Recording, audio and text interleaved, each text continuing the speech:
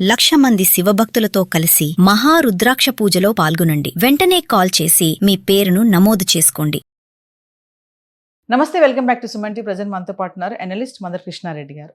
నమస్తే సార్. నమస్తే అమ్మా. సార్, మరి ఎలక్షన్స్ వస్తున్నటువంటి తరుణంలో ఇప్పుడు SIR అనేది ఒక ట్రెండ్ గా మారింది, ఒక హాట్ టాపిక్ గా మారింది అనుకోవచ్చు. అంటే ఓటర్ లిస్ట్ లో పేరు కనుక లేకపోతే మరి రేషన్ కార్డు కూడా రద్దు చేస్తారని చెప్తున్నారు. అసలు SIR అంటే ఏంటి, అంటే ఓటర్ లిస్ట్ లో పేరు లేకపోతే అంటే స్కామ్స్ జరుగుతూ ఉంటాయా, ఇవన్నీ ఒకసారి డీటెయిల్ గా మాట్లాడుకుంటారు.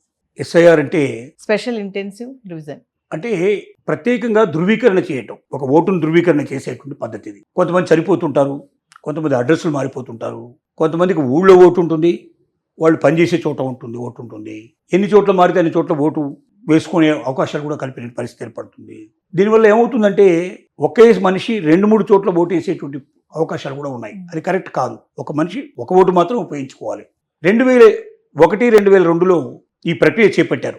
అప్పుడు ఇంత సీరియస్గా దీన్ని తీసుకోలేదు. ఇప్పుడు సీరియస్గా ఎందుకు తీసుకుంటున్నారంటే, వెస్ట్ బెంగాల్ మనం చూసాం, 95 లక్షల ఓట్లు సుమారుగా తొలగించడం జరిగింది. 95 లక్షల ఓట్లు తొలగించిన తర్వాత సుప్రీంకోర్టుకు వెళితే దాంట్లో 25 లక్షల ఓట్లని తిరిగి కలపమని చెప్పారు. అంటే ఏమవుతుంది, విధాన ప్రక్రియలోనే లోపం ఉన్నట్టుగా ప్రతిపక్షాలు చెప్తున్నాయి. అంటే మా అధికారంలో ఉన్న పార్టీకి అనుకూలంగా ప్రతిపక్షాల ఓట్లని తీసేయడం ప్రధాన ప్రక్రియగా నడుస్తుంది అని కొంత అపవాదు చేసే ప్రయత్నం జరుగుతోంది. సుప్రీంకోర్టు దాకా పోయినా కూడా సుప్రీంకోర్టు ఏం చెప్తుందంటే, ఎలక్షన్ కమిషన్ విషయంలో మేము జోక్యం చేసుకోలేము, ఎలక్షన్ కమిషన్ సుపీరియరు, కాబట్టి ఎలక్షన్ కమిషన్ యొక్క విధానం ఎట్లా ఉంటుందో ఆ విధానం ప్రకారం పోతుంది తప్ప మేము దాంట్లో జోక్యం చేసుకోవడం కరెక్ట్ కాదు అనేట్టుగా వాళ్ళు మాట్లాడుతున్నారు.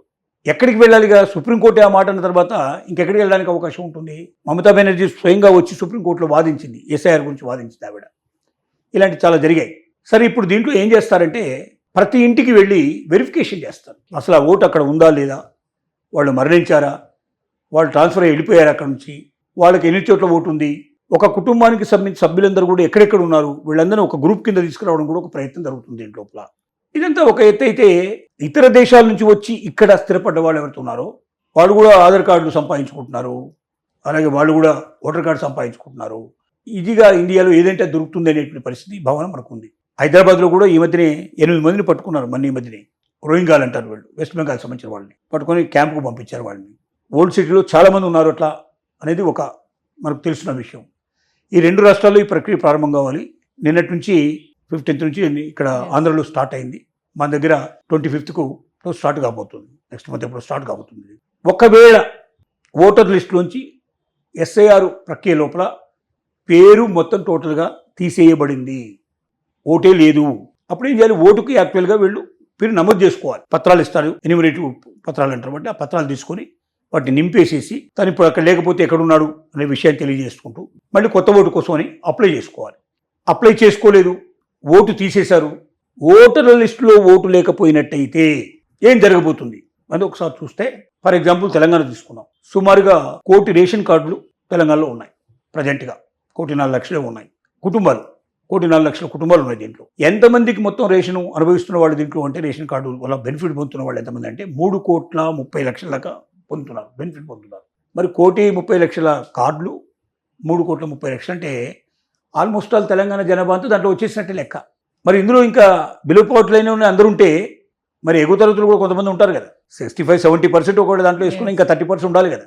ఆ 30% ఎక్కడ పోయింది? కాబట్టి దొంగ కార్డులు విపరీతంగా ఉన్నాయి. వీటిని తీసేద్దామంటే జనం ఒప్పుకునేట్టు లేరు. ఏ బేస్ మీద తీసేయాలి?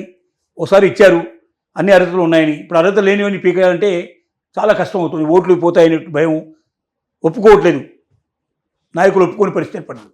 అలాంటి పరిస్థితుల్లో ప్రపంచం అంటే ప్రభుత్వం మీద విపరీతంగా ఒత్తిడి పడుతుంది, ఖర్చు విపరీతంగా వస్తుంది. ఈ ఖర్చును భరించడం చాలా కష్టం. కోటాను రూపాయలు వీళ్ళకి రేషన్ ఇవ్వడానికి కానీ, ప్రభుత్వ పథకాలు ఇవ్వడానికి కానీ ఖర్చు అవుతుంది. ఎప్పుడైతే ఓటర్ కార్డుని పూర్తిగా తీసేసి ఓటర్ కార్డు లేకుండా ఒక వ్యక్తి ఉంటే ఆ వ్యక్తి ప్రభుత్వ పథకాలకి అర్హుడు కాదు అని కొన్ని రాష్ట్రాల్లో ఆల్రెడీ తేల్చేయడం జరిగింది. ఇప్పుడు తెలంగాణ గవర్నమెంట్, ఆంధ్రప్రదేశ్ గవర్నమెంట్ కూడా దానికోసం వెయిట్ చేస్తున్నాయి. ఈ ప్రక్రియ పూర్తయిన తర్వాత ఓటర్ కార్డు దొరకని వాళ్ళు, ఓటర్గా తమ పేరు దాంట్లో నమోదు లేని వాళ్ళు ఎవరైతే తొలగించబడ్డారో వాళ్ళందరూ కూడా ప్రభుత్వ పథకాలు పూర్తిగా వాళ్లకు అందకుండా రేషన్ కార్డులు ఇవన్నీ అన్ని మొత్తం ఏవైతే ఉన్నాయో వితంతు పెన్షన్లు కానీ, లేకపోతే మనకు ఓల్డ్ ఏజ్ పెన్షన్స్ కానీ, ఇంకా రకరకాల పెన్షన్స్, రకరకాల ప్రభుత్వ స్కీములు ఇవన్నీ ఉన్నాయి. రేషన్ కార్డు ఉండదు, రేషన్ ఉండదు, ప్రభుత్వ పథకాలు ఉండవు. అన్నిట్లోంచి వాళ్ళని డిలీట్ చేయడానికి అవకాశం ఉన్నది. కాబట్టి ప్రతి ఒక్క వ్యక్తి తెలంగాణలో ఉన్న, ఆంధ్రప్రదేశ్లో ఉన్న, ఒకవేళ అవుట్ సైడ్ది ఆంధ్రప్రదేశ్ వదిలిపెట్టి బయటికి వెళ్ళిన వాళ్ళు ఉన్నా, మీ ఓటు తీసేసిన పక్షంలో తిరిగి దాన్ని ఎలా పొందాలి అనేది తెలుసుకొని వాటిని మీరు తిరిగి తెచ్చుకోగలిగితేనే బిలో పవర్టీ లైన్లో ఉండే వాళ్ళకు ముఖ్యంగా దాని యొక్క అవసరం చాలా ఉంది. తర్వాత పాస్పోర్ట్ తీసుకోవడంలో కానీ, వీసా తీసుకోవడంలో కానీ ఓటర్ కార్డు కూడా ఉపయోగపడే అవకాశాలు ఉన్నాయి. ఓటర్ కార్డు లేకపోతే నువ్వు ఈ దేశ పౌరుడుగా కాదనేటువంటి డౌట్ వచ్చేటువంటి పరిస్థితులు ఏర్పడతాయి. ప్రభుత్వ పథకాలు మొత్తం మీ చేతి జారిపోయే అవకాశం ఉంది. లక్షల మీదనే పేరు తొలగించబడే అవకాశాలు ఉన్నాయి. ఆ లక్షల్లో మీరు లేకుండా చూసుకోవాల్సిన అవసరం మీకుంది.